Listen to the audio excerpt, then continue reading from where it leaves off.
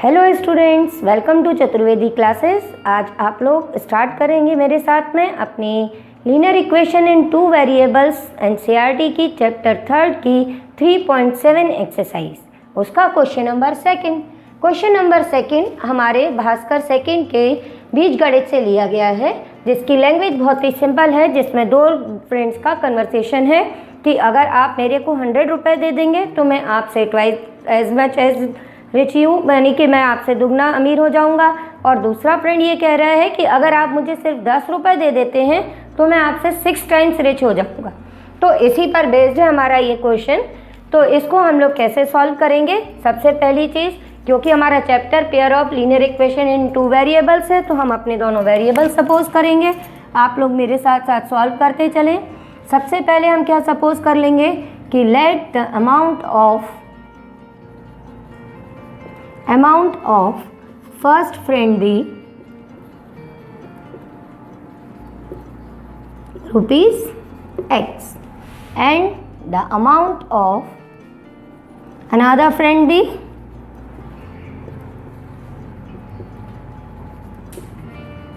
rupees Y। Okay, अब according to the question उनके conversation के से हम लोग अपनी इक्वेशंस बनाएंगे।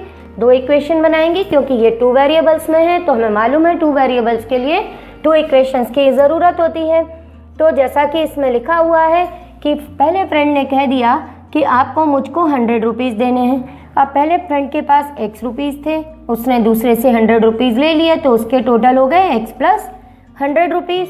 और इस केस में उसने क्या बोला कि मैं आपसे दुगना अमीर हो रहा हूँ, तो इसका मतलब यह हुआ कि ये ट्वाइस ऑफ, ठीक है, दूसरे फ्रेंड से ट्वाइस रिच हो रहा है। पर इसने तो वाई, जिसके पास रुपए थे उसने तो अपने 100 रुपीज़ इसे दे दिए हैं, तो इसके पास में अब 100 रुपीज़ कम हो गए।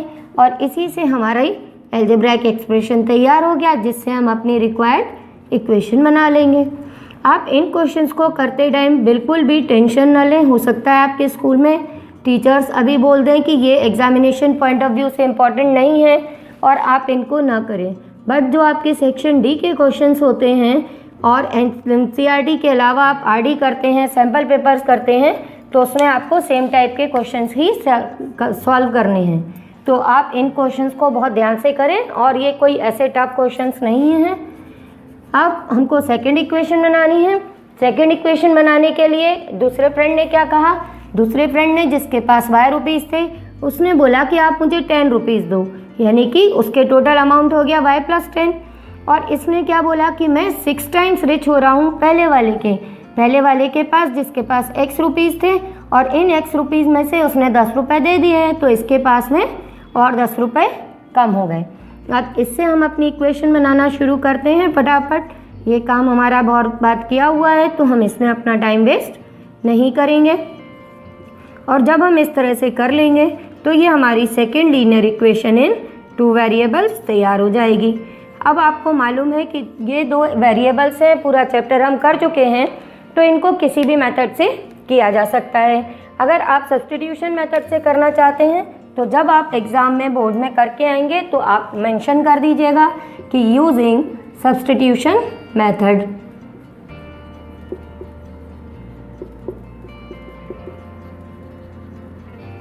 तो जब हम अपना सब्स्टिट्यूशन मेथड यूज़ करेंगे तो हम जिस इक्वेशन से वैल्यू निकालते हैं पहले वो लिख देते हैं। लिख देंगे from equation first we gate.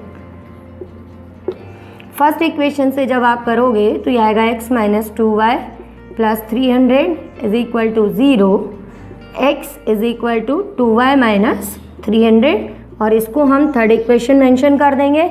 इससे x की वैल्यू निकालना हमारे लिए इजी हो जाता है। अब इसके बाद आप क्या करोगे? सब्स्टिट्यूटिंग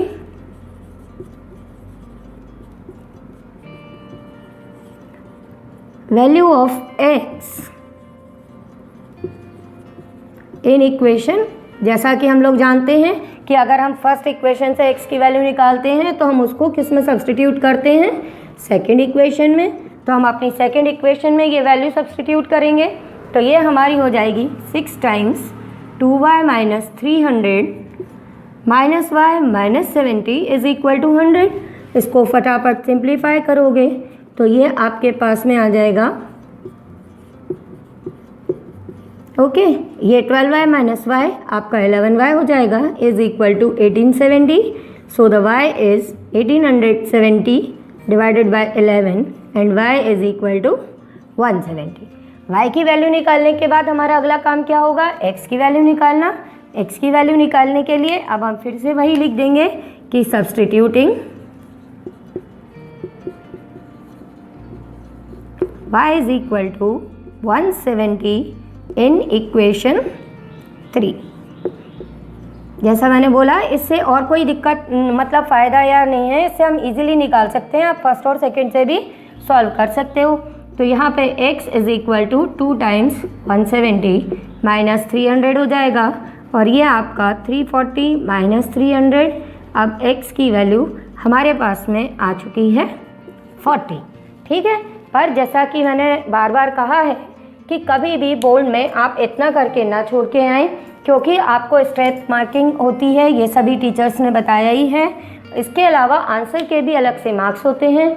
तो हम पूरा क्वेश्चन करने के बाद अपना आंसर अलग से लिख के आएंगे, जिसमें कि हम लिख देंगे कि अमाउंट ऑफ फर्स्ट